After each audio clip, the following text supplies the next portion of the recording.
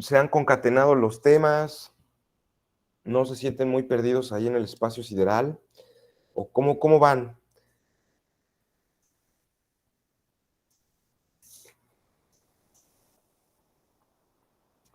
A ver, alguno, ¿no? ¿Algún comentario así sobre el video que mandé de Alstom, por ejemplo? Porque ese tema ya lo tendríamos como visto, ¿no?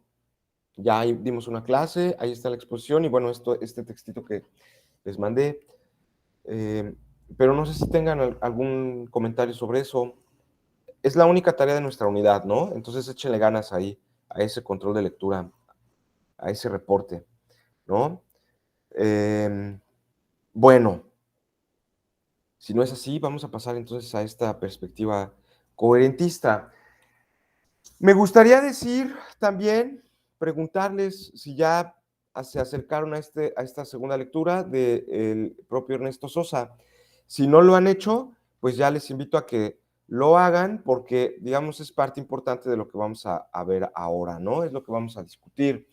Entonces, tal vez la clase les pueda servir para que lean el texto y no les cueste tanto trabajo comprender de qué van algunos debates, ¿no? Porque es un texto polémico, ¿no? De eso se trata, de confrontar dos perspectivas. Entonces, no sé si alguno ya leyó el textito de Sosa, tiene alguna opinión, si no lo han hecho, pues también pueden decirlo, ya saben que no pasa nada, de todas maneras lo vamos a explicar hoy, pero sí les invito a que los lean. Las siguientes lecturas, la lectura sobre fiabilismo y la lectura sobre externismo e internismo, pues ya quedarán para mi propia cápsula, ¿no? Yo me encargaré de hacer la exposición y se la subo como la vez pasada, ¿no? Entonces, ya luego pues tenemos otra lectura que se nos viene de la tercera unidad, ¿no? Ya veremos la metafísica de la experiencia en la tercera unidad. Yo lo calculo más o menos esto que estemos comentándolo probablemente dentro de 8 días, ¿no? Las primeras lecturas. A ver, les voy a presentar mi pantalla. Una ventana. A ver, compartir.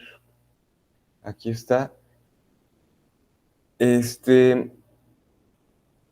Miren, dejar de ocultar. Nosotros estamos en conocimiento y justificación.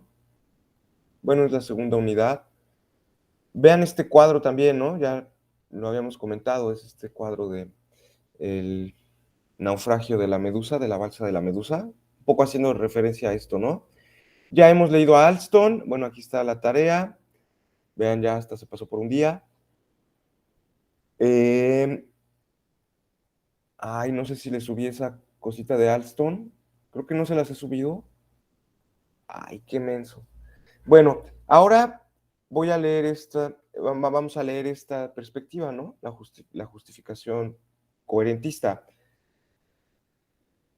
Estos dos temas, gamma, el fiabilismo, y delta, internismo y externismo, pues ya lo dejaremos para otra ocasión, ¿no? Esto ya sería como para epistemología 2, si quieren, ¿no? O temas selectos de epistemología, si quieren, ¿no? Y lo que veríamos después, qué bobo, no sé por qué no le subí. O sí, es esta, ¿no? Espero que sea la de William Alston, a ver. Sí, sí la subió. Ahí está. Sí, ya vi mi carita. Bueno, disculpen, ¿eh? No tengo otra. Me gustaría, pero pues así es de injusta la vida. Entonces, bueno, ya miren, ¿qué vamos a ver ahora? El siguiente artículo que nos toca es dentro de 8 días, que digamos, la fenomenología de las sensaciones. El texto de Thomas Nagel, ¿qué se siente ser un murciélago? A pesar de que, digamos, aquí lo pongo yo en inglés, lo vamos a leer en español, ¿no? Hay una cuestión aquí de traducción, y pues ya, esa es nuestra siguiente lectura. ¿Qué se siente ser un murciélago? Bueno, pero antes de llegar a ese tema, pues vamos a hablar acerca de la cuestión de Ernesto Sosa, ¿no? Ahora sí, ¿cómo le hago ya para dejar de compartir? Dejar de presentar. Ah, miren, aquí tengo un OnlyFans que me mandaron, ¿ya lo vieron? Increíblemente un estudiante, yo no sé qué piensa de mí. Profesor, mire esta página, revísela. No, no piensen mal, es de las librerías Gandhi, es una marca comercial de libros, bueno, es una librería, ¿no? Muy popular. Pues ya tienen también su página esta, no vayan a pensar mal de mí, ¿eh? Por favor. Pero me lo mandaron ya, ni modo. Eh, que vamos a lo de que realmente importa, ¿no? Les voy a presentar ahora, pero no toda mi pantalla, sino una pestaña solo. No, una ventana. Una ventana. Que es la presentación que ustedes ya tienen también ahí disponible, ¿no? Entonces, miren, hay algunas cosas preliminares que me gustaría decirles, que creo que son muy, muy importantes. Vamos a tratar de hacer de nuevo, ¿no? Un poco el recuento.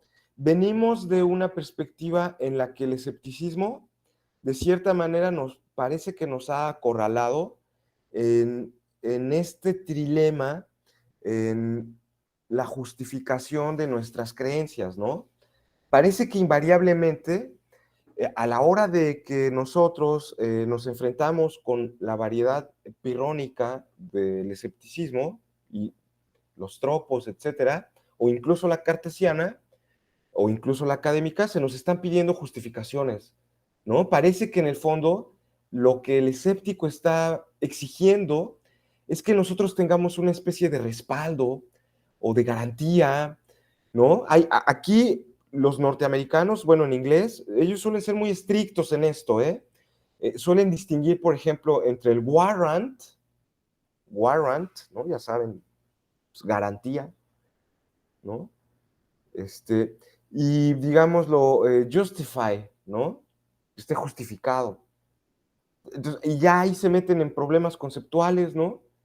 Que si puede algo que tenga cierto warrant no ser justified, etcétera. Bueno, pero esas ya son discusiones así. Nosotros no lo vamos a poner tampoco en esos términos, pero al menos sí tendríamos que tener presente que de cierta manera el escéptico, en cualquiera de sus versiones, nos pide una cierta, pues no sé, ¿cómo le gustaría llamar? Sí, yo quiero decir garantía, ¿no?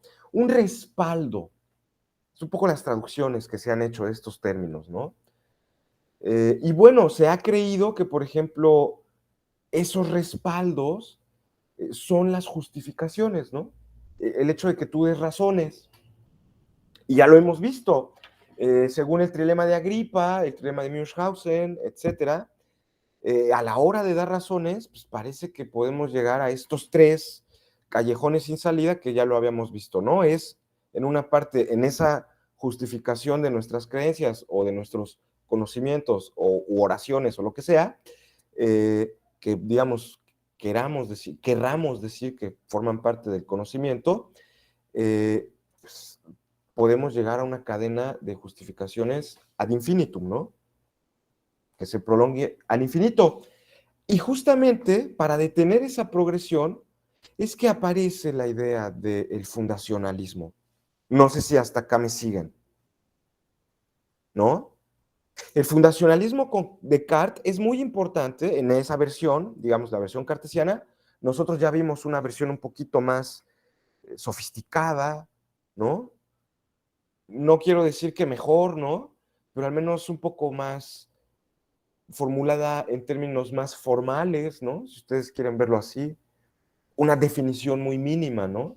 Bueno, en fin, este, más allá de la cuestión histórica, nos metimos ahora a una cuestión conceptual, ¿no? Fíjense, eso me gusta mucho esta materia, que tiene una cuestión muy histórica, pero también tiene esta cuestión conceptual. Bueno, entonces, ahí está este asunto, ¿no? Por una parte, Descartes, con el cogito, que habíamos dicho que tiene ciertas cualidades, en fin, no me voy a detener más en eso, de cierta forma, esas justificaciones se daban de forma inmediata, ¿no? Y esa inmediatez garantizaba ciertas condiciones epistémicas, digamos, especiales, ¿no? Como que fueran ciertas, absolutamente, por ejemplo, ¿no? Todo lo que nos dice Alston, ¿no? Que fueran independientes, ¿no?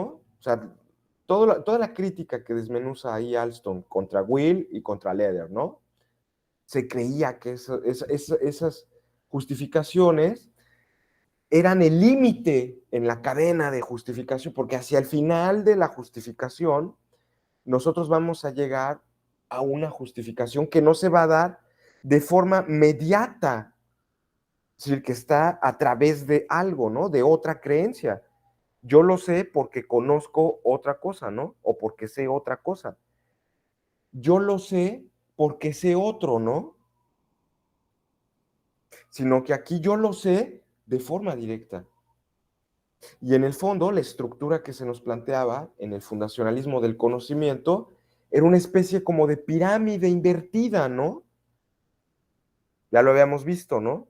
En el que en el fondo, en la punta de la pirámide, pues que sería en este caso la base, ¿no? Porque es una pirámide invertida, sería el cogito, para poner nuestro ejemplo cartesiano, o cualquier otra creencia básica, cualquier otra.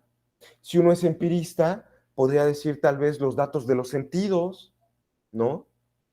Los datos sensibles, que es un poco lo que pretenden decir Will y Leder, ¿no? O sea, el fundacionista está comprometido con la idea de que hay un contacto directo con la realidad a través de los sentidos, por ejemplo, ¿no?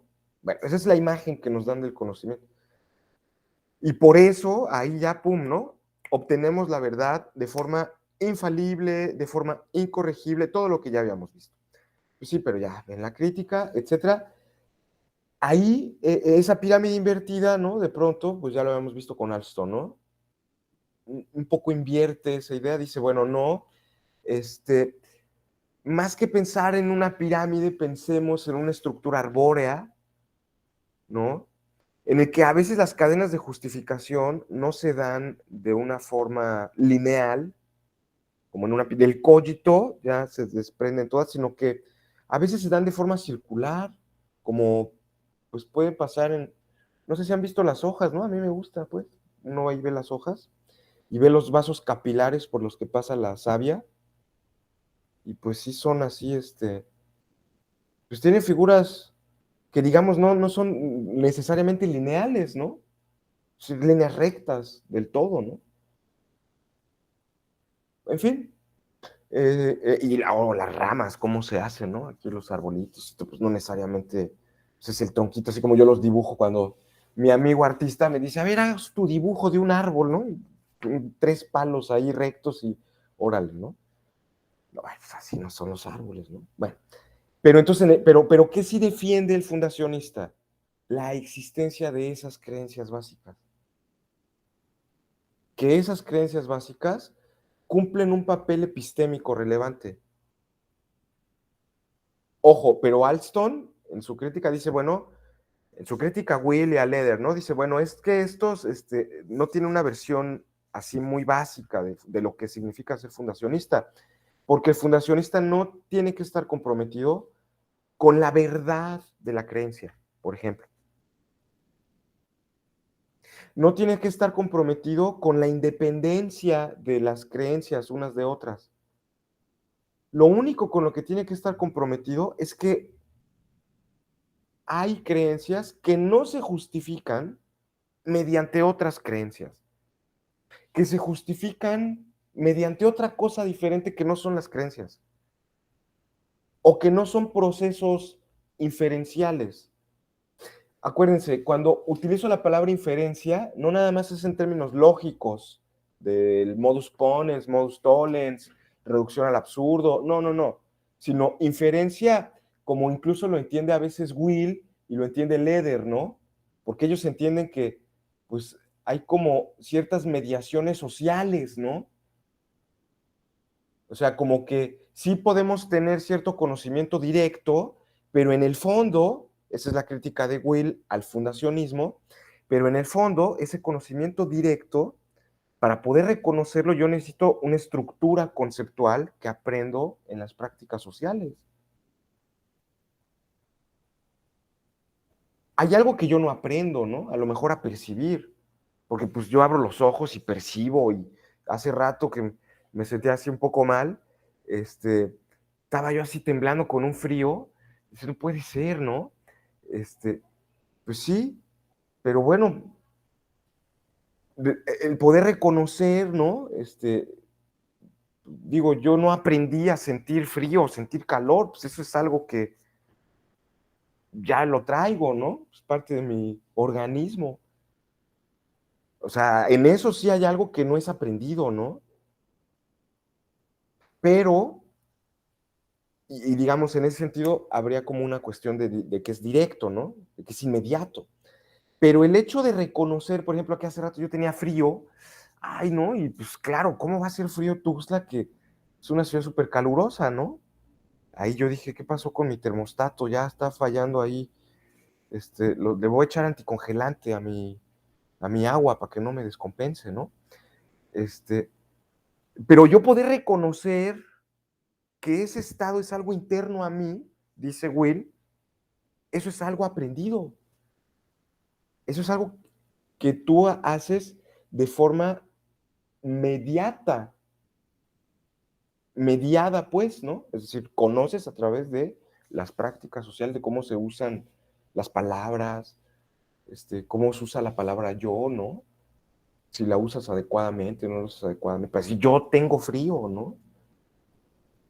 Etcétera. Entonces, ahí fíjense, ese es un punto importante. Sí, claro, ¿no? ¿Cuál es el papel que juegan estas creencias básicas?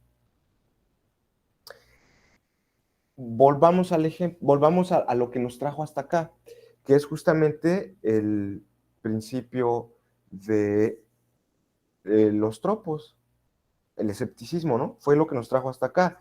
Entonces, el fundacionismo, y Descartes se sentía segurísimo, junto con algunos otros fundacionistas, de haber podido derrotar a los escépticos enormemente, ¿no? Ya pues, creían que no sé qué, que ya que el cogito era inmediato, que había ciertos saberes inmediatos, ciertas creencias básicas, ¿no?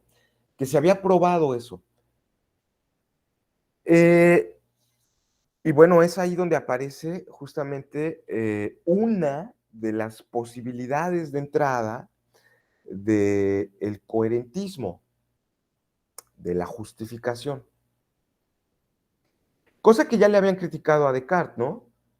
Eh, en realidad ese cogito cartesiano, uno podría ponerse muy escéptico y decir, ese cogito en apariencia inmediato, siempre verdadero, ¿no? Claro, distinto, que además tiene un poder justificatorio para otras cuestiones, ¿no? Es el fundamento, pues, de los conocimientos. En realidad, uno podría ponerse muy escéptico, necesita una prueba, no es tan inmediato. Y puedo proseguir yo en esa regresión al infinito. Fue lo que le criticaron a Descartes, ¿no? Es que tu cogito es dogmático. ¿Y cómo sabes del cogito? ¿Cómo sabes que el genio maligno no te engaña sobre el cogito?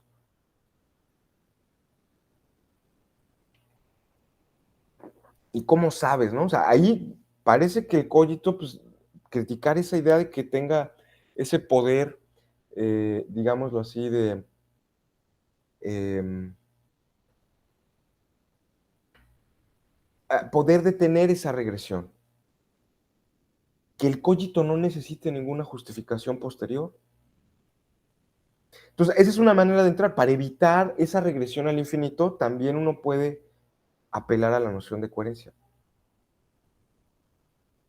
entre nuestras creencias. Y fíjense cuál es un poco, muy metafóricamente hablando, ¿no?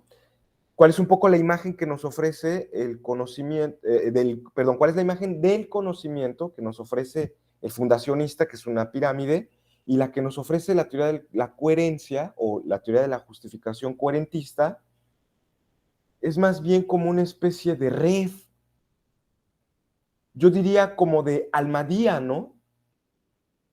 De estos, pues, balsas, ¿no? Así, fui hace tiempo a los lagos de Colón, muy bellos, ¿no? Realmente. Y ya ven cómo son así, tienen unas lanchitas, si no, pues los pueden ver en el Face, están en todos lados, ¿no? Y pensemos que, pues, a veces están hechos de, no sé, pequeños tronquitos, unos más largos, otros más pequeños, ¿no? Y que como toda buena balsa, ¿no? Pues de pronto se le hace un hoyo a la balsa y tú no cambias toda la tabla, ¿no? Pues le pones ahí una reparación, así otra tabla encima, ¿no?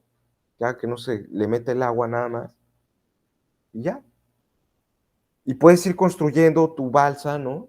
En la medida en la que va avanzando en el mar, ¿no? Se le hace un hoyo por ahí y entonces sacas un poco de más madera, ¿no?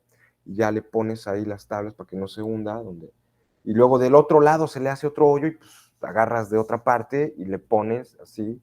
Entonces, el conocimiento más que ser una cuestión jerárquica, es una cuestión holística.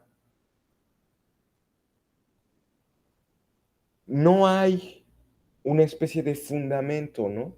Todas las creencias forman una suerte de sistema que interactúan entre sí.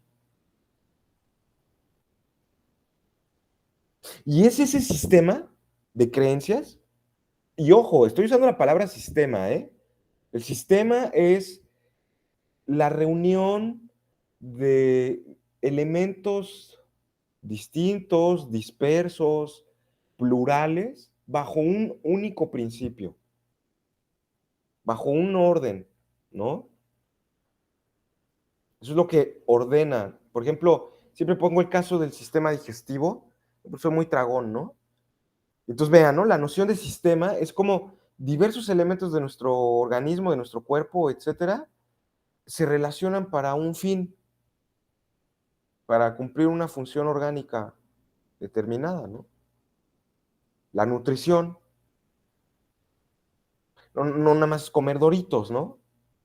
Digo que es padrísimo, ¿no? Pero, este, ya ahí te compras tienes tus dientes, perdón, no te los compras, ya los tienes, pero los dientes son así como de, pues de hueso, ¿no? Que el hueso es distinto a la saliva y cada uno de estos tiene una función específica, ¿no? Los dientes son para cortar, moler, triturar, etcétera, y la saliva, pues le permite, ¿no? Que pueda pasar y tragar y entonces ya, pum, ¿no? Y todo lo que demás, ya no voy a hablar del sistema digestivo, ni mucho menos de su culminación, sus necesidades finales, ¿no? Tampoco. Pero claro, pues ahí se juntan diversas partes de una, porque los dientes obviamente son distintos al intestino delgado, el intestino grueso, ya, todo lo demás, ¿no? El páncreas, en fin, ya no voy a hablar de todo, todos lo sabemos, ¿no? Pero fíjense, son órganos con funciones diferentes, pero todas esas funciones están ordenadas hacia un mismo fin, que en este caso es la nutrición, ¿no? Pues los tengamos en nuestros cuerpos, pues digo, los nutrientes necesarios para pues, que se siga reproduciendo el ciclo biológico, ¿no? Entonces, bueno, pues un poco esa es la idea, ¿no? No hay. ¿Y cuál es más importante de todos? Pues mira que si no tienes dientes, pues ¿cómo masticas? ¿Cómo le muerdes a tu elote que le vas a invitar a tu chava, a tu chavo? ¿Cómo? ¿No tienes dientes para triturar? Que ya te quitaron un cacho del estómago porque ya ahí te dio una úlcera, pues, aguas, porque entonces ahí, para que no desayunen caguamas, ¿eh? Nada más se las digo yo. Te sale la úlcera, oye, te van a cortar un cacho del estómago. Ya, pues sí, ya el proceso ya no funciona. Entonces, no hay una parte más importante que otra, ¿eh? A ver, yo los invito a que coman chicharrón, ese que venden ahí en la carnicería, sin nada de agua, ¿no? Es así seco, órale, pues, coman 1 kilo. Los invito a que lo hagan, ¿no? A ver si pueden. Pues claro que es necesaria la saliva, ¿no? Y ya no quiero yo poner otros ejemplos. Tenía una novia, una amiga, pues salivaba mucho, ¿no? A veces era así como, uy, no. Pero bueno, ya, pues, cumple una función, ¿no? Cumple una función y todo. Este, y bueno, pues así es, ¿no? Pero a ver, que no tenga saliva para tragar. Y estoy usando la palabra bien, ¿eh? No es una grosería. Que te puedas deglutir eso, pues no baja, ¿no? En fin, porque el estómago no te... Ya no quiero hablar de más cosas, pero ahí está, ¿no? Este, ¿Cuál es más importante, los dientes o los divertículos del duodeno o de alguna parte aquí del intestino grueso? O el colon. ¿Cuál es más importante? Todo, pues todos, ¿no? Pues una persona que no tiene colon, pues también el proceso de la nutrición se vuelve más complicado. En fin, ¿no? Entonces, pensemos un poco esa idea, ¿no? Aquí el conocimiento es más bien como una suerte, no en ese sentido jerárquico, ¿no? En el que el cogito juega un papel así de fundamento y a partir de él se construye todo lo demás, sino que más bien aquí es cada uno de las creencias tiene un cierto papel, ¿no? Tiene un cierto lugar en una relación, digámoslo así, holística, es decir, todas las creencias se relacionan entre sí, a diferencia de, por ejemplo, la idea que nos daba el fundacionista, ¿no? En el que el conocimiento, por ejemplo, era como una especie de relación, y perdón por la palabra que voy a usar ahora, uniyectiva, ¿no? Uniyectiva, es decir, uno a uno, ¿no? A una creencia le corresponde una verdad, a cada percepción le corresponde un objeto, ¿no? Es la idea de la independencia de las creencias, ¿se acuerdan? Hay creencias que son independientes unas de otras, que están aisladas unas de otras. Aquí es el conocimiento entendido como en una adquisición, fíjense, atómica. Voy aprendiendo verdad por verdad, ¿no? Así observo cosa por cosa, ¿no? Etcétera. Hecho por hecho, ¿no? Y es lo que yo voy conociendo. Mientras que la idea que nos presenta el coherentista, al menos muy metafóricamente hablando, todo esto es así como para hacernos solo una idea, ¿eh? Metafórica. Es más bien la idea de que existe una especie de red, ¿no? En el que cada creencia que uno tiene está relacionada con un sistema total de creencias. Y estar justificado quiere decir que mi creencia es coherente con ese sistema. Eso significa estar justificado. No que yo tenga una relación directa con el mundo, inmediata, ¿no? Así un contenido, pum, directo, no inferencial, no mediado, ¿no? Sino al contrario, estar justificado es justamente tener la posibilidad de enlazar en relaciones inferenciales tu creencia con un sistema de creencias total, enorme, ¿no? Total. Entonces yo no puedo estar justificado, por ejemplo, a creer algo, si eso que creo entra en contradicción o de pronto no es coherente, es inconsistente con ese sistema. ¿Por qué yo no creo, por ejemplo, este, pues que este conejito amarillo que está al lado mío sea real, ¿no? Pues porque ya sé que es una alucinación producida por tanta porquería, ¿no? Pues ya lo saben, ¿no? El delirium tremens y todas esas cosas que uno le dan. Espero que nunca les pase, ¿no? Pero, ¿cómo yo puedo, o sea, por qué la creencia de que existe este conejito que yo aquí puedo acariciar y claro, ustedes no ven, yo sí lo veo, no es algo que yo pueda estar justificado a creer como algo verdadero? Bueno, pues ya, pues, porque uno dice, bueno, pues pues para empezar no existen conejos amarillos, ¿no? Como que son o cafés o blancos, o así como un pelaje ahí intermedio gris, ¿no? Pero así amarillos no hay. Y tampoco hablan los conejos. O sea, y este que yo tengo al lado sí me habla, ¿no? Me dice que no lo deje morir.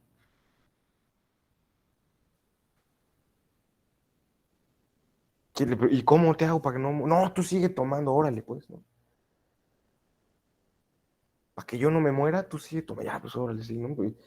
Pero yo no estoy justificando, porque en realidad los conejos no hablan, ¿no? O sea, eso es muy incoherente, no sé si me explico, ¿no? Veamos el sistema total de creencias que tenemos. ¿Qué sí hacen los conejos, por ejemplo, no? Pues saltan, corren, ¿no? Digo, no hablan, ¿no? Eso es muy incoherente, no sé si me explico, con otro sistema con una totalidad de creencias que parece que ya tenemos, ¿no? ¿Cómo cachamos a alguien en las mentiras? Eso es algo que también lo señala el propio Descartes, como el signo, ¿no? De la verdad. Pues porque no es coherente. Ay, profe, no voy a entrar a su clase porque fíjese que, este, pues me siento mal, ¿no? Ah, perfecto, pues está bien. Y a los 5 minutos en el Instagram, o no sé en qué red social lo siga, aquí en el antro, Bartina, o no sé, ustedes que están aquí, los que me han invitado ahora mis vecinos, ¿no? Este, ay, me lo encuentro, ¿no? Tomándose un tritón completo y baile y baile. Tengo que te duele la cabeza, ¿no? Eso no es muy coherente, ¿va? Pues, ¿cómo te voy a creer que estás enfermo si te sales al cotorreo, ¿no? Hay gente que sí, como yo, ¿no? Oye, ¿qué una fiesta? Bueno, ¿no? Pero hay otros que somos muy incoherentes, ¿no? Descansa, oye, calle, ya ponte ahí en la cama. Pero bueno, pues así pasa, ¿no? La vida es a veces incoherente, pero el sistema de creencias es ese que soporta la coherencia, ¿no?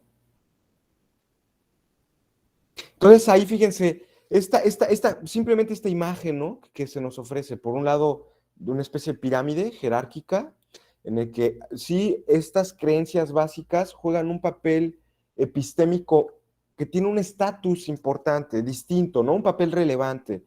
Mientras que en la perspectiva de la balsa, del coherentismo, de la justificación, si bien digamos, habrá ciertas creencias, ¿no? Por ejemplo, las de la lógica, que serán más coherentes, por ejemplo, ¿no?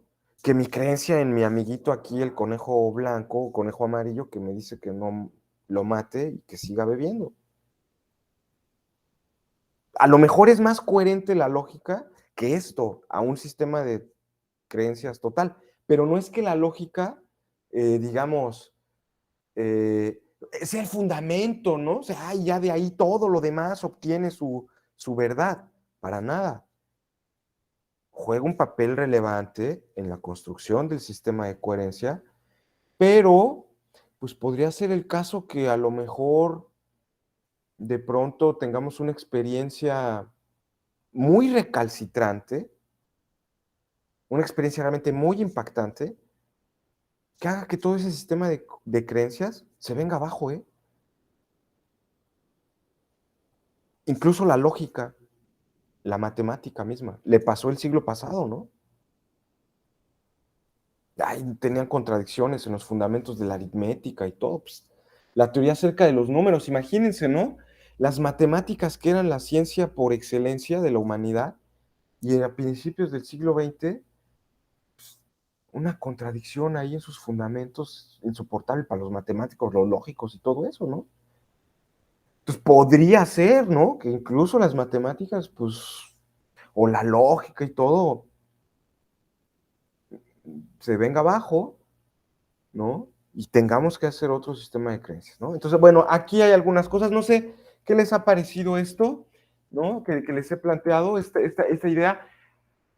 Si tengan alguna duda, algún comentario, me han seguido en este relato que les he hecho, ¿no? Más o menos cómo vamos. Sí, sí me han seguido. Sí, de hecho creo que esto es un poquito más fácil que entender que el fundacionismo. Ujú, ujú. Habría simplemente, me gustaría, muchas gracias, Daniela. No sé si alguien más, a ver, porque yo aquí ya no los veo, estoy simplemente nada más viendo mi presentación. Bueno,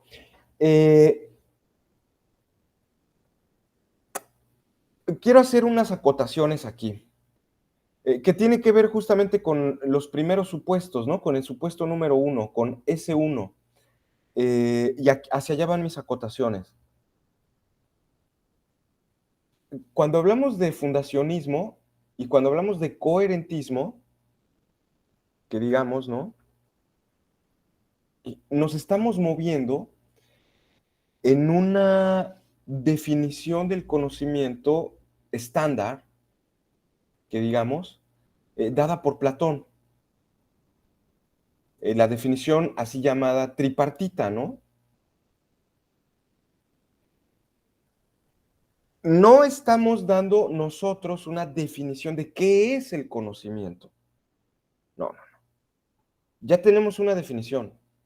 El conocimiento es una creencia verdadera acompañada de un logos.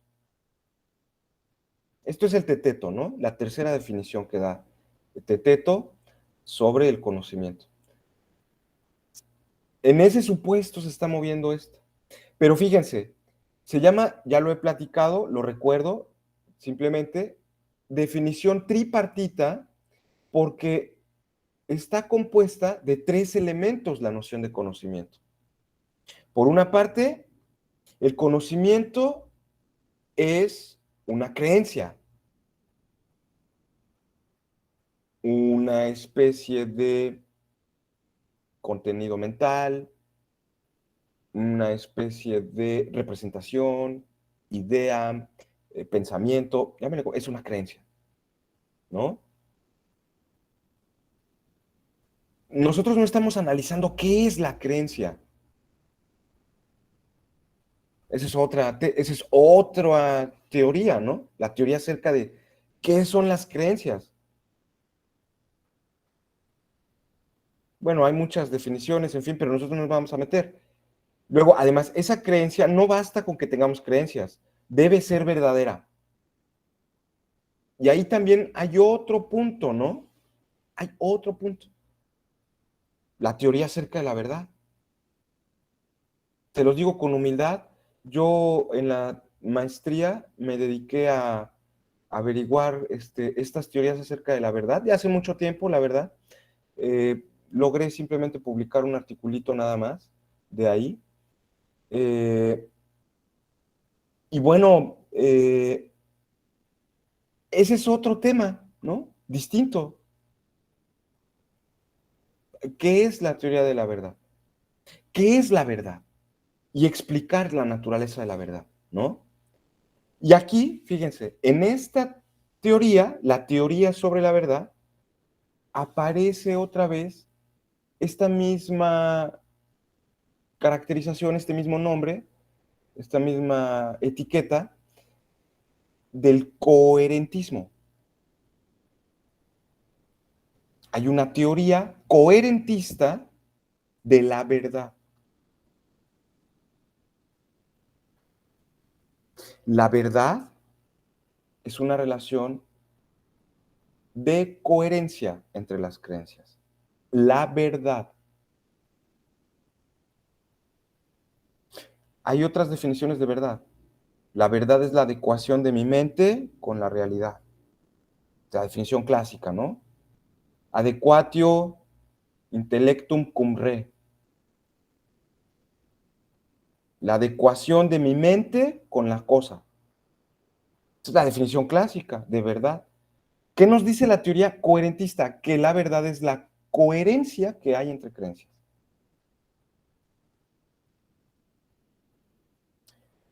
En esta perspectiva, yo los invito, ahí si no han visto mi canal, en mi canal hay un video acerca de las teorías coherentistas de la verdad, porque di un cursito hace tiempo, ¿no?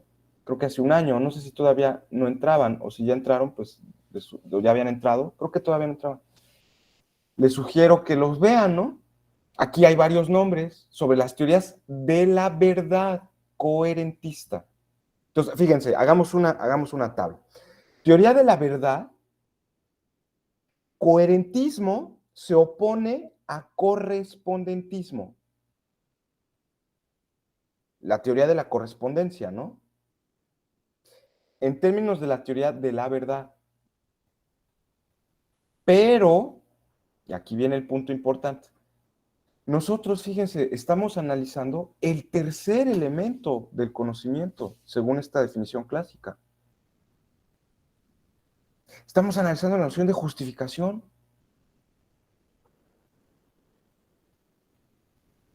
Hacia allá nos llevó el escéptico, ¿no? Y aquí el coherentista es un coherentista de la justificación, que dice que estar justificado, que es lo mismo, perdón, que no es lo mismo que ser verdadero, no es lo mismo, es una cuestión de coherencia. Estar justificado.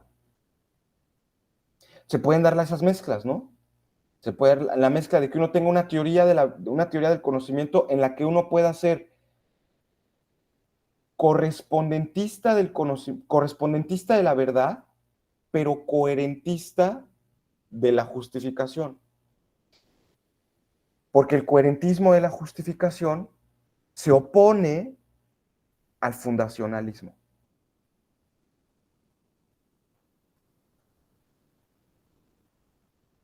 El fundacionalismo y el coherentismo se refieren a teorías de la justificación epistémica. Y para terminar, para poner la tercera acotación, no solo hay un coherentismo de la verdad, no solo hay un coherentismo de la justificación, sino también hay un coherentismo del conocimiento.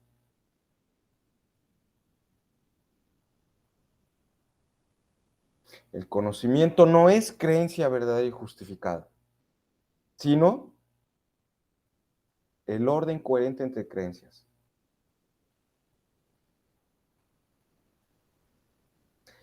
Y de ahí puede haber mil mezclas, ¿eh? Puede uno ser un coherentista del conocimiento y fundacionista de la justificación y correspondentista de la verdad. Están los tres elementos, ¿no? Coherentista del conocimiento, o sea, uno puede creer que el conocimiento no es creencia verdadera y justificada, sino es una relación de coherencia entre creencias. Pero puede decir que la verdad de las creencias es una relación de correspondencia entre mi mente y la realidad. Y puede sostener una perspectiva fundacionista de la justificación, que tengo creencias inmediatas a partir de las cuales se justifica todo mi conocimiento. Fíjense esta mezcla, ¿no? Por eso es bien importante a la hora de, digamos, hacer filosofía con estos títulos, ¿no? Con estas, fundacionista, coherentista, naturalista, con estos sustantivos, ¿no? Con estos adjetivos, hay que tener cuidado porque nos podemos perder en esto, ¿no? Es que es coherentista, sí, pero no es lo mismo ser coherentista del conocimiento que ser coherentista de la justificación o ser coherentista de la verdad. Claro, aquí hay tres coherentismos. Nosotros estamos solo en el tercer elemento. Estar justificado es tener una creencia que tiene una relación de coherencia con un sistema determinado de creencias.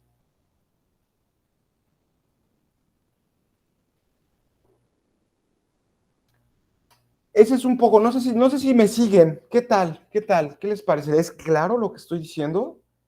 Porque esto es importante tenerlo presente, estas distinciones, ¿no? No es del todo ocioso. ¿Sí me siguen? ¿Van bien? Sí, Bueno, entonces, ese es el primer supuesto, ¿no? Estamos entonces en una teoría del conocimiento clásica. Tenemos la definición del conocimiento clásica. Conocimiento es creencia verdadera y justificada. tenemos que dar cuenta de ello, ¿no? Tenemos que explicarlo, porque no nada más hay que dar definiciones, hay que explicar tu definición, ¿no? Entonces vamos nosotros por el tercer elemento, la noción de justificación, y fíjense cómo, por ejemplo, la idea del fundacionista más, digámoslo así, como lo planteaba Will, relacionaba la idea de creencias básicas con la noción de verdad. Estar justificado es creer algo verdadero, de forma inmediata. Entonces, ahí Will mataba a dos pájaros de un tiro, ¿se acuerdan?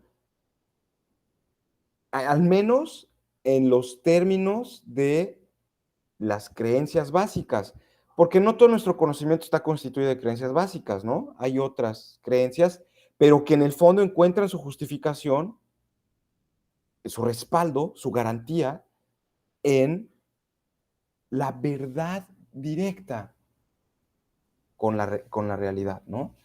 Bueno, y luego, ese por un lado, y ya otro segundo supuesto que digamos, ¿no? Que mantienen tanto las teorías de la justificación epistémica coherentistas como fundacionistas, a pesar de que están en controversia, es que el conocimiento, ¿no? De cierta forma, o la teoría del conocimiento, más bien yo diría, no solo cumple como una función descriptiva, ¿no? De qué es el conocimiento, no solo nos explica qué es, ¿no? Sino que al mismo tiempo la teoría del conocimiento, la epistemología, en fin, pues tiene una cierta pretensión normativa, ¿no?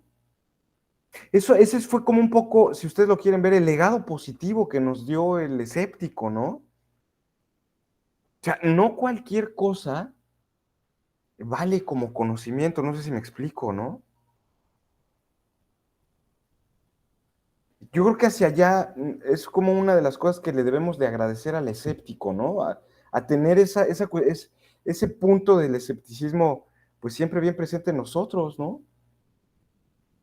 Pues, no cualquier cosa que yo crea es verdad. Como que podría yo sospechar, ¿no?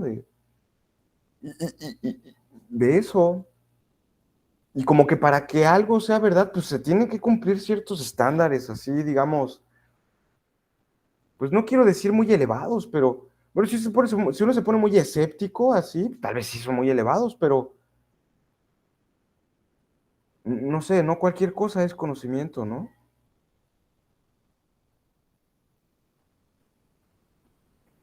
Y además, estas justificaciones, fíjense, el tipo de respaldo, ¿no? Que tenemos que dar, siempre es de carácter epistémico. Es decir, es algo que tiene que se relaciona con la idea misma del conocimiento, ¿no? La justificación se relaciona con la propia noción del conocimiento. Por eso es una justificación de tipo epistémico, ¿no? Y bueno, podríamos tener en este caso dos tipos de justificaciones, ¿no? Justificaciones prácticas y teóricas. Eh, pues obviamente, ¿no? En las justificaciones epistémicas se dan estos casos también, ¿no? En el que uno puede estar justificado a creer ciertas cosas porque en términos prácticos nos conviene, ¿no? Creer tal cosa. O en términos teóricos porque, bueno, pues en términos conceptuales, lógicos, en fin, pues ha descubierto la verdad, ¿no? De estas, o el respaldo, ¿no? De estas argumentaciones, en fin. Entonces, bueno, estos son los supuestos, ¿no? Bajo los que se está moviendo la discusión que tiene el texto de Sosa, ¿no? Que digamos, pero bueno, digamos que aquí el propio Sosa va a meter él mismo una distinción, ¿no? Que va a ser importante a partir de dos preguntas, que digamos tendríamos que hacer a cualquier epistemólogo, cualquier epistemóloga, ¿no? Parece que en general la teoría del conocimiento tendría que respondernos en primer lugar a la cuestión respecto a qué conocemos. ¿Qué es lo que conocemos? Y a lo mejor esto, pues no sé, les parezca muy,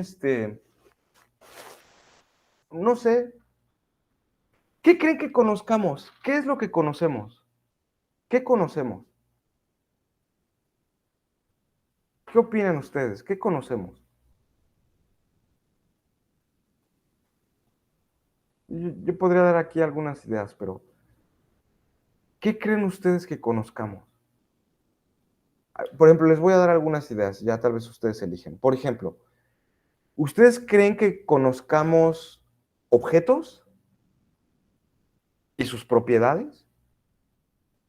Por ejemplo, es una, ¿no? Conozco objetos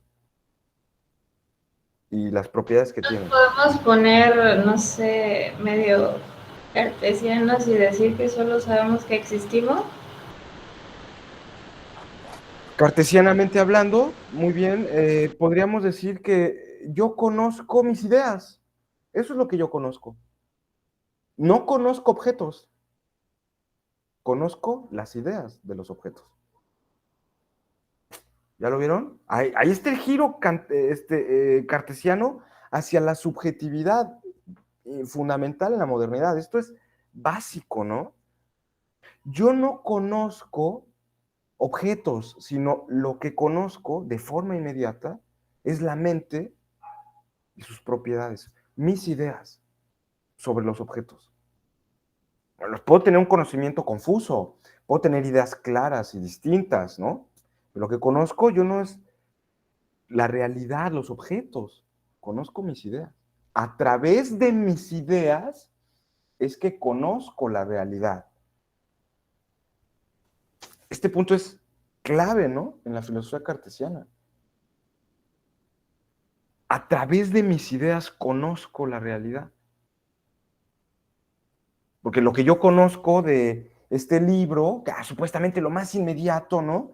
Es que es de color así ya un poco amarillento y que huele, pues no sé, así un poco ya a moho y no a la editorial, ¿no? Que yo siempre les recomiendo, sino que ya, y tiene cierta textura con las manos, ¿no? Y eso según yo es lo que conozco de forma directa. No, Descartes me va a decir, lo único que conoces de forma directa de ese objeto es que ocupa un lugar en el espacio y que tiene una cierta forma. Eso lo conoces como tu representación, ¿no? Es la idea que tú tienes de los cuerpos, segura, clara, distinta. Pero ya así, a ver, ¿qué es este objeto? Sí, pues quién sabe, ya así. En sí mismo, ¿no? Fíjense, esta es una idea muy revolucionaria de Descartes, que se va a culminar con Kant, ¿no? A esto le va a llamar él la revolución, el propio Kant, la revolución copernicana, ¿no? Esta idea de que es a través, es el sujeto del conocimiento el que construye los objetos que conoce, ¿no? Entonces yo conozco mis ideas y eso, ¿no? Ahí, por ejemplo, uno podría ser, ahí nos dividimos, ¿no? Entre idealistas y realistas. El idealista, por ejemplo, ¿no? Pues, ¿qué conoce? Pues las ideas, sus representaciones mentales, contenidos mentales, ideas, tipo cartesiano, tipo Locke, ¿no? Contenidos mentales, ya un poquito más contemporáneamente hablando. O los realistas, ¿no? No, lo que conocemos es la realidad, las cosas, ¿no? Los hechos. Porque también eso hay que decir, ¿no? O sea, puedes conocer un objeto o puedes conocer un hecho o un estado de cosas o conocer proposiciones. ¿Qué conoces, no? No conoces hechos. Y bueno, ya uno se pregunta más metafísicamente hablando, ¿y qué es un hecho? A ver, que alguien me explique qué es un hecho, ¿no? La gente dice, ¿no? Los hechos son duros, es brutal, ¿no? Los hechos, lo fáctico, ¿no? Sí, pero ¿qué es un hecho? A ver. Chocó el carro, porque ahora he visto que ya saben, la ciudad de Tuxtla, ¿no? Pues es un hecho, ¿no? Ah, chocó. Sí, pero ese hecho está configurado de un montón de cosas, ¿no? O sea, tiene un montón de partes, ese hecho, pues no sé, los autos que se involucraron en el choque, toda la circunstancia y todo, ¿no? Digo, un hecho es una cosa como compleja, ¿no? Si lo ven. Entonces, si yo digo conozco hechos en lugar de conozco objetos, pues ya el objeto, piénsenlo, es un poco igual, ¿no? Una cosa, ¿no? Tal vez aquí sí podríamos decir no es algo tan complejo. Es un vaso y tiene una propiedad de ser anaranjado. Pero, por ejemplo, el hecho de que estoy dando clase a las 7:37 con mi vaso en la mano derecha, anaranjado, eso es un hecho, pues ya está más complejo, ¿no? Porque no más involucra el vasito que tengo aquí, sino la habitación en la que me encuentro, tal vez, la hora que es, ustedes en clase, en fin, ¿no? Bueno, esas preguntas las tenemos que responder. ¿Qué creen ustedes? ¿Por qué lado se inclinarían más? ¿El realismo o el idealismo? ¿Qué piensan más? ¿A cuál le dan más? ¿Al realismo o al idealismo? Idealismo, acuérdense, ¿no? Son etiquetas que nos permiten solo ahora pensar que lo que conocemos son ideas. Pero no que no existan, ¿eh? No que sean falsas, no que sea algo malo. Ay, detrás de las ideas está la verdadera realidad. No, es que es a través de las ideas como tú conoces la realidad. O el punto más bien realista, ¿no? No, pues conocemos, abres los ojos y pum, las cosas ahí están y entonces tú conoces la realidad. ¿Ustedes por qué lado se inclinarían? Me gustaría escucharlos. A ver, también voy a dejar de ver aquí y mejor las de ustedes. ¿Por qué lado se inclinarían más? ¿Qué creen que conozcamos? Yo creo, profe, bueno, que el idealismo, o sea, de que a través de, de la forma, o sea, de mis ideas, capto pues, yo creo que la realidad, ¿no? Yo considero que es esa parte. Eh, Porque, pues como mencionaba, ¿no? El objeto, no, tal vez no logro ver lo que es real, sino la idea que tengo de objeto. Entonces, pues yo considero que esa sería una, al menos hasta ahorita, la postura, ¿no? De acuerdo a lo que estamos viendo.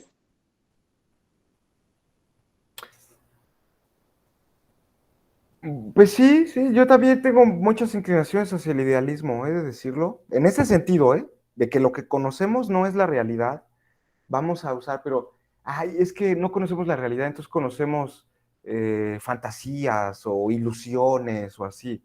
No, es que el conocimiento que tenemos de la realidad siempre atraviesa por las representaciones que yo tengo de ella. Para usar el término muy schopenhauerianamente, ¿no? El mundo es mi representación. O sea, ese es el idealismo schopenhaueriano, ¿no? No existe un mundo independientemente de mi mente y la forma en la que yo lo conozco. No es porque mi mente cree la realidad, la traiga a la existencia. No, no, porque la realidad está ahí, yo me voy a morir y va a seguir la realidad, ¿no? Incluso antes de que yo naciera, la realidad estaba ahí. Pues está bien, perfecto, ¿no? O sea, no es que yo lo cree, ¿no? Y que abra los ojos y que cada que abra los ojos, pues vaya yo creando los objetos que veo, ¿no? O que cada vez que escucho los sonidos los estoy creando, ¿no? No, no, no, no, no. Pero ese mundo en el que hay cosas, existen cosas, yo no podría conocerlo si no es a través de las ideas que tengo de él. Eso es algo que me enseñó Descartes. Si yo no tuviera la idea del cogito, entonces yo no podría conocer la realidad. Ese cogito, véanlo ustedes, es un principio de la subjetividad. Es el yo, ¿no? A través de mis ideas es que yo conozco la realidad. Yo le voy a ese punto, pero ojo, el realismo también es una filosofía muy importante y es bastante fuerte, ¿eh? El propio Kant en algún momento hasta suele decirlo de una forma muy despreciativa, que dice que es la filosofía del sentido común. Creer que lo que conocemos es la realidad. Son cosas, ¿no? O sea, lo que conoces es tal cual es el mundo, ¿no? No cómo tú lo representas, sino cómo es. Tú conoces el mundo real. En cambio acá, no es que conozcas el mundo irreal, sino que lo conoces a través de tus ideas. Fíjense, aquí las ideas juegan como una especie de enlace, ¿no? Son como una especie de representante de los objetos. Hacen las veces de el objeto, ¿no?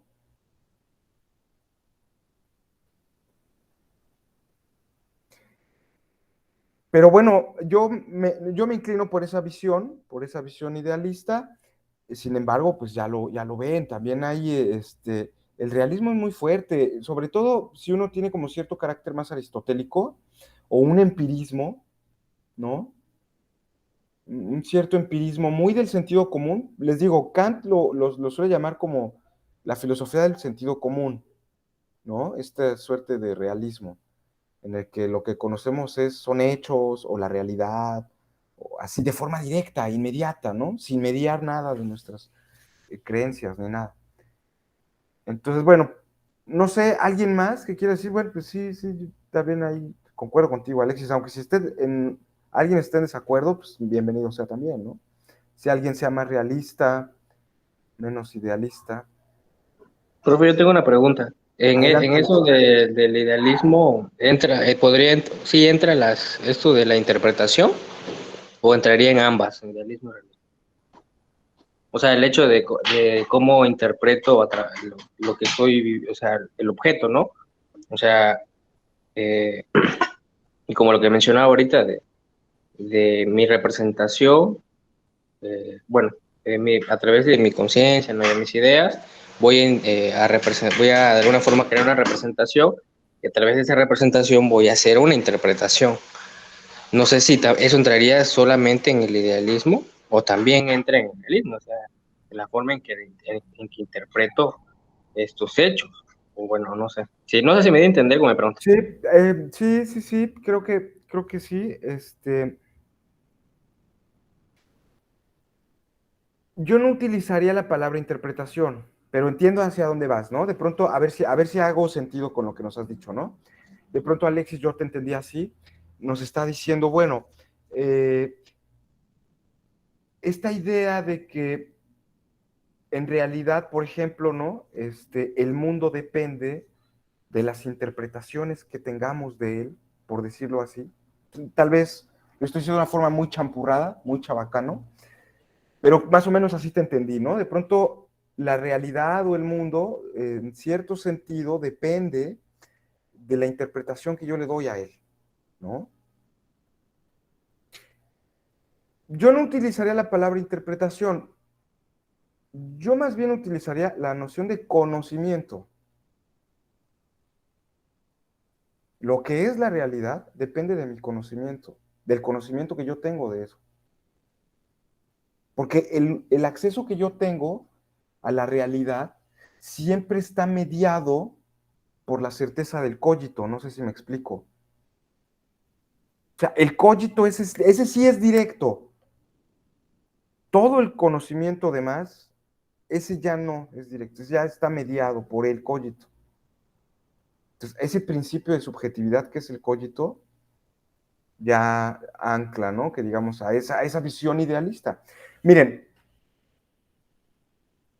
Nietzsche de pronto, no quiero decir en una visión muy idealista ni nada en este sentido, pero de pronto Nietzsche, ¿no? Llegó a afirmar, ya saben, este aforismo muy famoso, ¿no? En el que de pronto se dice que no existe verdad, no hay hechos, ¿no? Sino solo interpretaciones. No existen los hechos, no existe la verdad, sino solo las interpretaciones que tenemos. Y bueno, se ha interpretado también de muchas formas, ¿no? Se le han dado muchas lecturas, en fin. Pero ¿qué quiere decir un poco esto, no? Claro que eh, el, digamos, el conocimiento que tenemos nosotros de la realidad es una especie de interpretación de la experiencia, sí, pero no por ser interpretación, es como, digamos, puede haber otras, no sé si me explico, ¿no? Porque lo importante del conocimiento es que pretende ser verdadero. Big difference, ¿no? Claro, pues sí, pretende ser verdadero. Si no pretendiese ser verdadero, pues ya no pasa nada, ¿no? Total, pues ya tienes tus creencias, son coherentes, no son coherentes, o coordinan, o lo que sea, o no están fundamentadas, se fundamentan. Como sea, pues te haces una novela, un cuento y ya. Sí, pero el chiste es que aquí, estas creencias, se supone, o estos conocimientos, o lo que sea, pues deben ser verdad. Sorry, ¿no? Diría el epistemólogo. Entonces ahí ya está una. Y luego, por otra pregunta, ya, perdón, no sé si te he entendido bien, Alexis, si voy por ahí, ¿no? Si te estoy interpretando bien, ¿no? ¿Qué es tu inquietud? Sí, profe, sí, sí era eso. Y bueno, ahorita que mencionaba todo esto, me surge una duda. Bueno, a través de lo que está mencionando, eh, dentro de esto de la teoría del conocimiento, que lo que está viendo, ¿dónde quedaría entonces, o qué sería la interpretación, o de plano queda fuera totalmente esto llamado interpretación? Pues no es que quede fuera, no es que quede fuera, pero los criterios hermenéuticos son distintos, o los criterios de interpretación son distintos a los criterios aquí empiristas. Fíjate, en los criterios hermenéuticos, en donde se mezcla la idea de interpretaciones y de múltiples interpretaciones, uno de los principios que uno debe operar ahí cuando hace interpretaciones es, en primer lugar, una cosa que se llama principio de caridad. Creer que lo que te están diciendo es verdad, ¿no? Digo, pues, si no, ¿para qué lo lees, no? ¿Para qué voy a leer este libro? La esencia de la filosofía de Wilhelm Dilthey, pues, es pura babosada, ¿no? Es pura tontería, si es pura mentira, todo falso. ¿Para qué lo leo? Entonces, de entrada, así de entrada, yo cuando voy a hacer una interpretación, eso es como una cuestión hermenéutica, ¿eh? Perdón, es una acotación, pero voy a tratar de hacerlo breve. Yo tengo que operar con ese principio, con el principio de que lo que me está diciendo el autor o quien ha escrito el texto tiene ciertas pretensiones de que es verdad. Ahora, además del principio hermenéutico de caridad, también opera el principio de verosimilitud. Tú no vas a buscar el criterio que te va a guiar para tu interpretación, va a ser la verdad, como si fuera un hecho físico, un hecho de la ciencia, lo verosímil,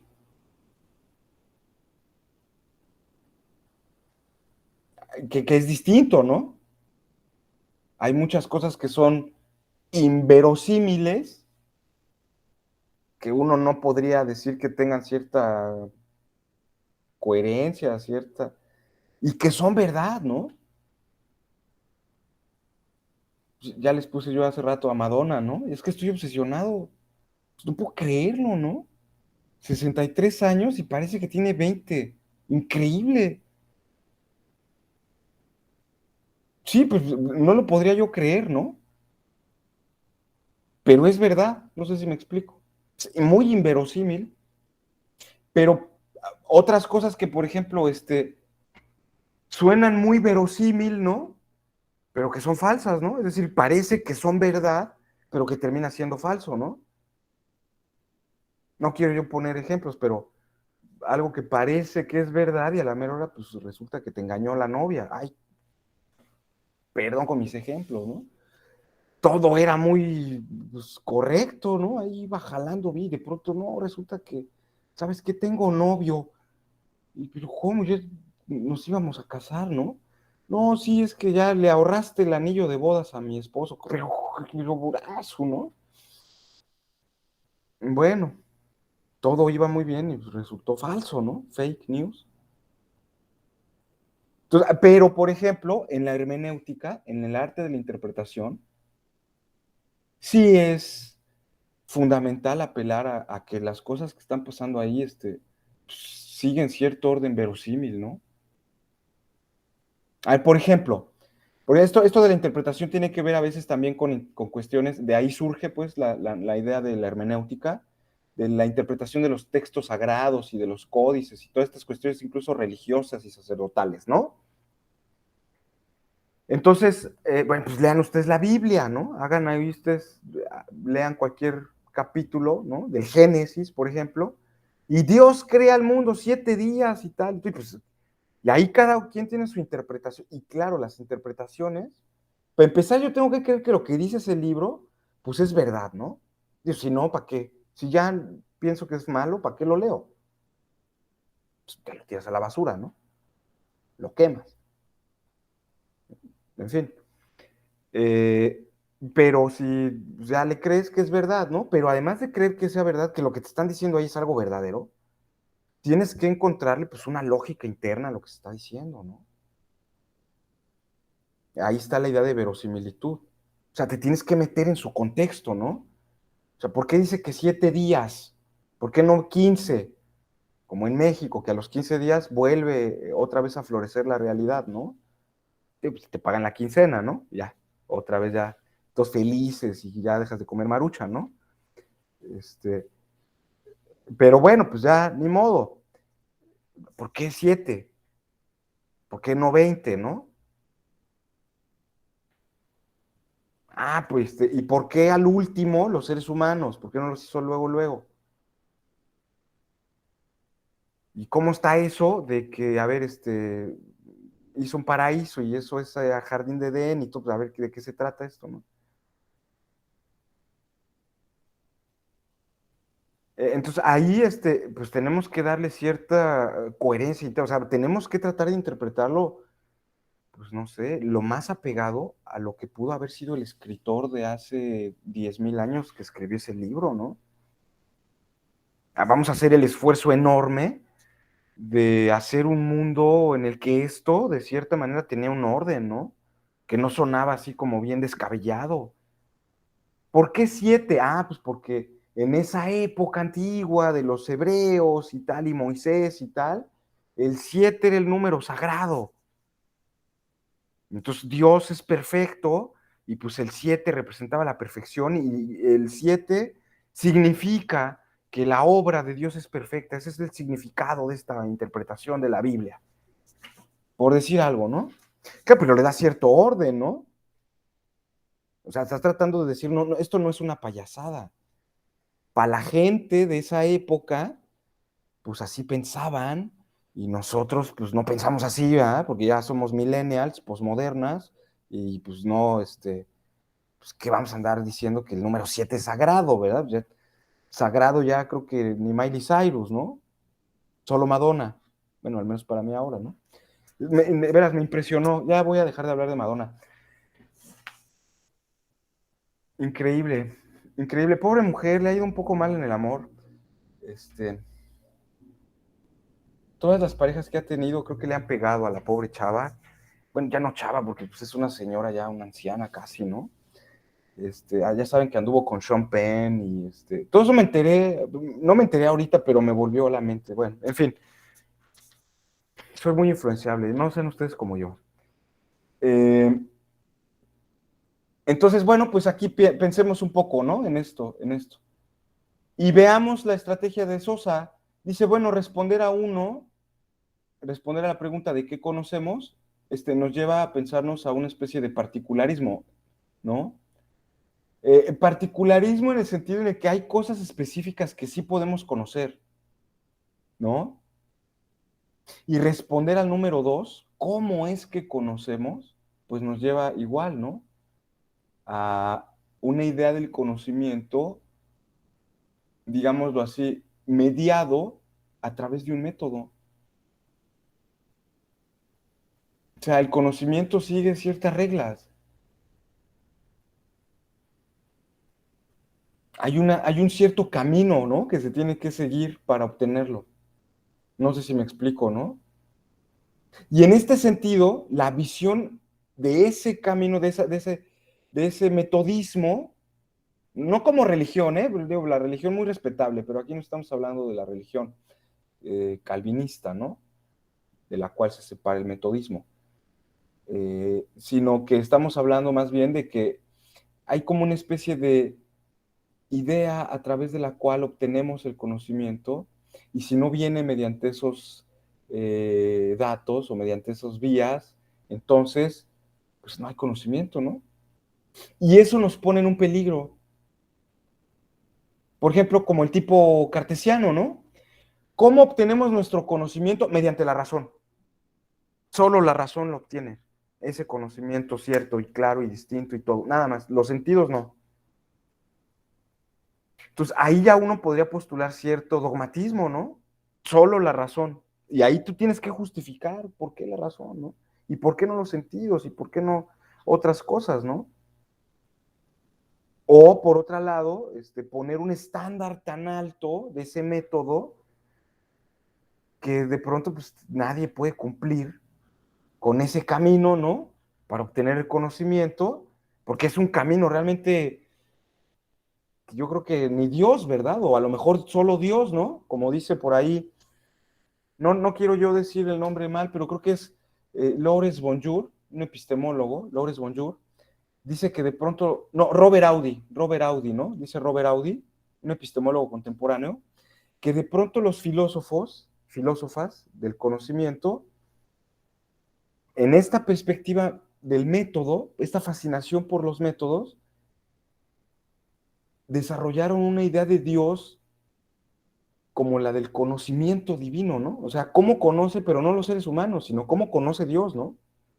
Porque ponen estándares tan altos que sea indubitable, que nunca te equivoques, que siempre sea verdadero, ¿no? Que dicen, oye, pues ¿y quién puede cumplir eso? Solo Dios, ¿no? O un ángel o quien sea. Digo, pues, pero los seres humanos nos equivocamos, ¿no? La gente me puede corregir acerca de si mi creencia está bien o está mal, ¿no? Y no por eso no tengo conocimiento, no sé si me explico, ¿no? O sea, nos ponen un estándar tan alto con este camino que pues ¿quién lo cumple, oye? ¿Quién puede satisfacer las exigencias del escéptico? Pues nadie. Y entonces ahí también se genera un cierto conflicto, ¿no? Fíjense, en ese sentido pues tendríamos que establecer bien esos problemas o al menos tenerlos ahí a la vista, ¿no? Bueno, he hablado ya de las metáforas, ¿no? He hablado ya de las metáforas aquí, la balsa y la pirámide. No quisiera extenderme más, ya estamos tal vez sobre la hora. Más que hablar, por ejemplo, ahora del fundacionismo, ¿no?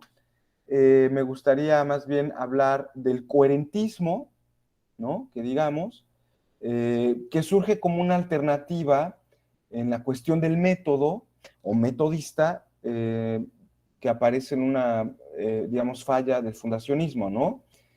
Y es que el conocimiento, como una propiedad normativa de nuestras creencias, la propiedad normativa de lo que vuelve a nuestro conocimiento algo, digámoslo así, con un estatus superior, ¿no?